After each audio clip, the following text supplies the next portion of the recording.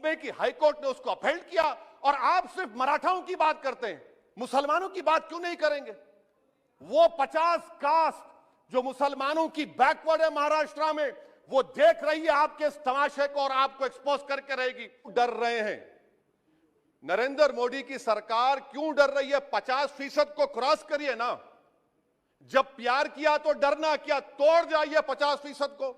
Reservation दिया, मेरा हुकूमत से मुतालिबा है। मैंने कांग्रेस की हुकूमत थी, वहां बैठता था मैं, आज यहां बैठकर भी तीसरी मर्तबा कह रहा हूं कि 1950 का प्रेसिडेंशियल ऑर्डर रिलीजन के बुनियाद पर बनाया गया, जो राइट टू। श्री असदुद्दीन ओवैसी जी। मोहतरम जनाब चेयरमैन साहब, आपका बेहद शुक्रिया कि आपने मुझे एक अहम दस्तूरी तरमीमी बिल पर बोलने का मौका फराहम किया। मोहतरम चेयरमैन साहब, मैं आपकी जानिब से बरसर इख्तिदार जमात को मुबारकबाद देना चाहता हूँ कि आज उन्होंने जो दस्तूरी तरमीमी बिल को लाया है, आप शाबानों के उस कानून के लाने के नक्श कदम पर चल रहे हैं। मुबारकबाद देता हूँ आपको और उम्मीद करता हूँ कि इसके बाद बरसर इख्तिदार जमात के ज़िम्मेदारों की ज़बानों से बार बार शाबानों का जिक्र नहीं होगा, क्योंकि ये आपका दस्तूर में इस बात की इजाज़त है कि सुप्रीम कोर्ट अगर कोई फैसला देता है तो सरकार को इस बात की इजाज़त है कि वो उस फैसले के ऊपर कानून बनाए, जो आपने किया। तो इसलिए मैं कह रहा हूं कि आपने शाबानों की रिवायत को बरकरार रखा, आपको मुबारकबाद। दूसरी बात यह है जनाब चेयरमैन साहब के बड़ी बड़ी बातें हुई कि ओबीसीज के लिए सरकार है। मैं इसको डिस्पेल करता हूं, एक्सपोज करता हूं। ये सरकार ओबीसीज के लिए नहीं है। क्यों नहीं है?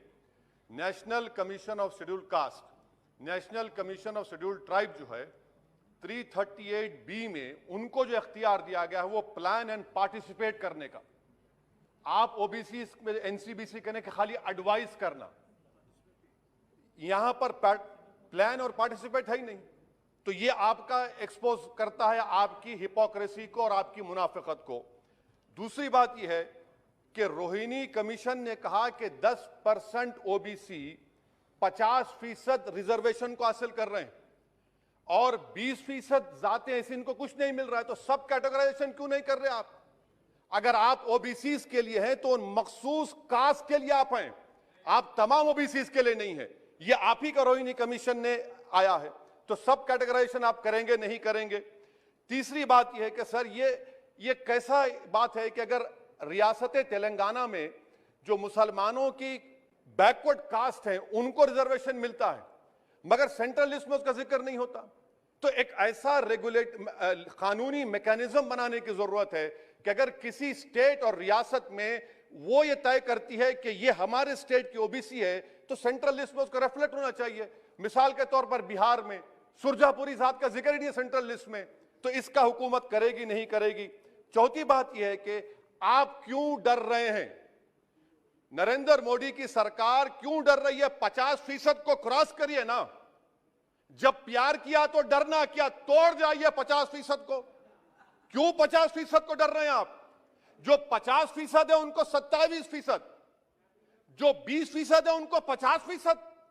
तो आपकी मोहब्बत ओबीसी से नहीं है, आपकी मोहब्बत उनके वोट से है और आपका दिल उन 20% के लिए धड़कता है जिसके लिए आपने 50% तहफ़्फ़ुज़ रिजर्वेशन दी है। यह आपकी हकीकत है।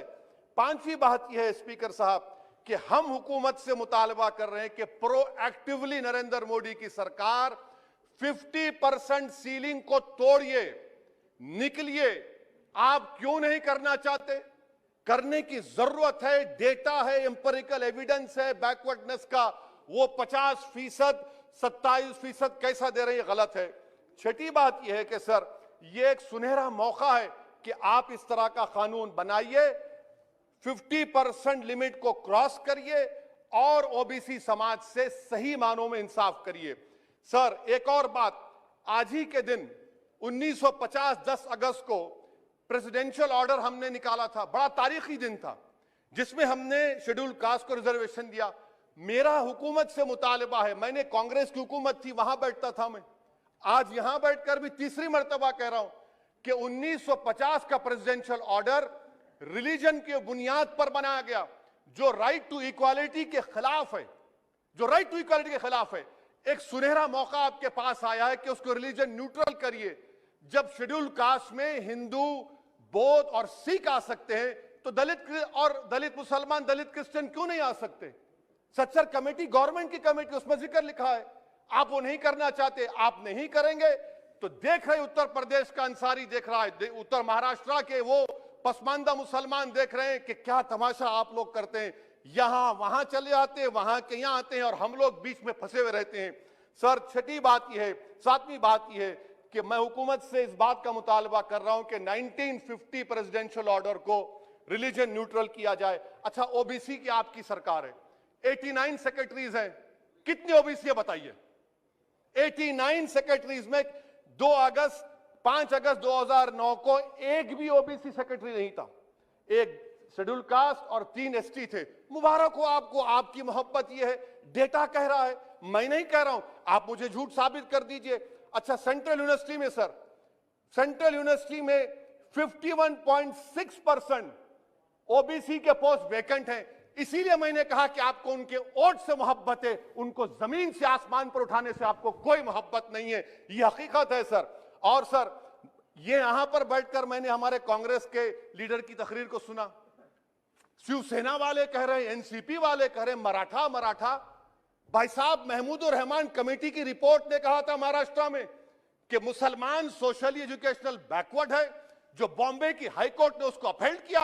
और आप सिर्फ मराठाओं की बात करते हैं, मुसलमानों की बात क्यों नहीं करेंगे? वो 50 कास्ट जो मुसलमानों की बैकवर्ड है महाराष्ट्र में, वो देख रही है आपके इस तमाशे को और आपको एक्सपोज करके रहेगी।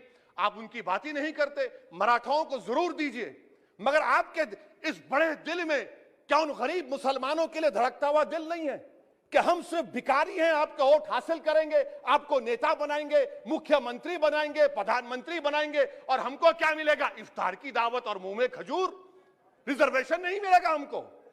ये कौन सा इंसाफ है सर? इसीलिए ये इनकी मुनाफिकत है, इसीलिए हम हुकूमत से मुतालबा करते। अच्छा, हैरत की बात यह कि सुप्रीम कोर्ट के जिस फैसले को ओवरकम करने के लिए यहां पर यह बिल लाया गया, सुप्रीम कोर्ट ने कह दिया कि मराठाओं के बारे में सोशली एजुकेशनल बैकवर्डनेस नहीं दिख रहा है। आप कैसे दिखाएंगे बताइए? ये महाराष्ट्र के 50 मुसलमान बरादरियां देख रही हैं।